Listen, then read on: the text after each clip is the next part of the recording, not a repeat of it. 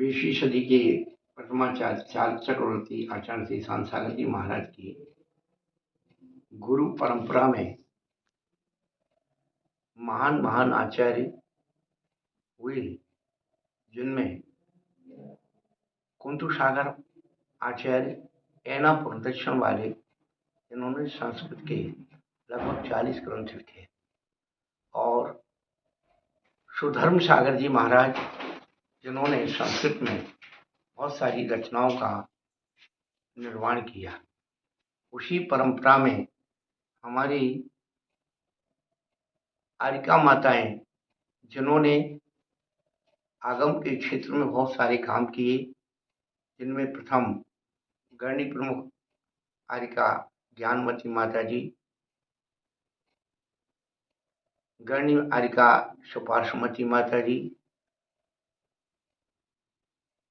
आदिमती आर्यिका आदिमती माता जी, आर्यिका जन्मती माता जी, जो न्याय की और कर्णालियों की प्रकट विद्वान थी।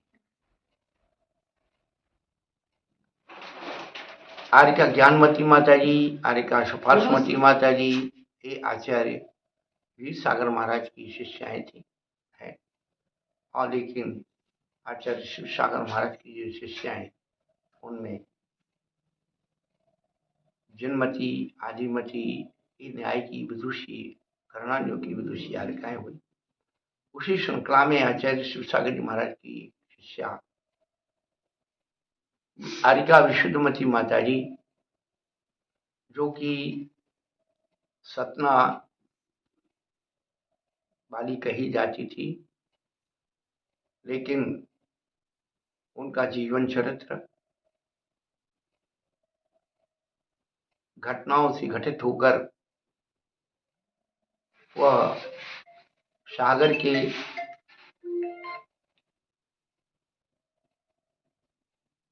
महिला आश्रम में प्रधान अध्यापिका पद पर रही, और सन 62 में आचार्य जो गुरुदेव हमारे धर्म सागर जी महाराज का वर्षायोग हुआ था, उनमें शनबत सागर महाराज और पद्म सागर महाराज और आचार्य धर्म सागर जी महाराज, ये 3 मुनिराजों का वर्षायोग मुराजी में हुआ था।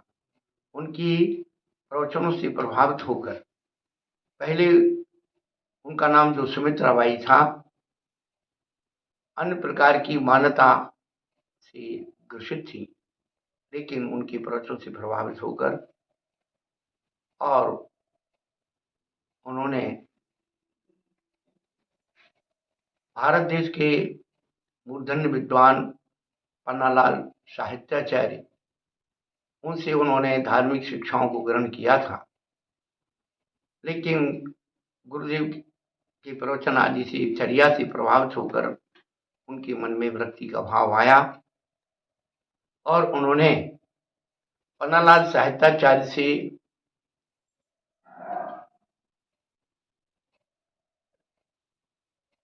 निष्कर्ष निकाल करके, चर्चा करके, कि जो मार्ग हम चुन रहे हैं, क्योंकि बुंदेलखंड में पंचामृत, फल फूल, महिला अभिषेक आदि क्रियाएं जो पहले होती थी, धीरे धीरे लुप्त हो गई, तो लोग उन संस्कारों से संस्कारित हो गए।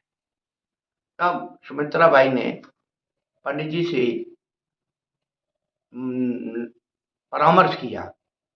तब पंडित जी ने कहा कि आगम का मार्ग तो यही है, जो आगम में लिखा है वो सही है, लेकिन हम लोगों के प्रमाद से या अन्य कई कारणों से हमारी ये व्यवहारिक क्रियाएं छूट गई हैं, लेकिन सही मार्ग, आगम का मार्ग तो जो है वो यही है।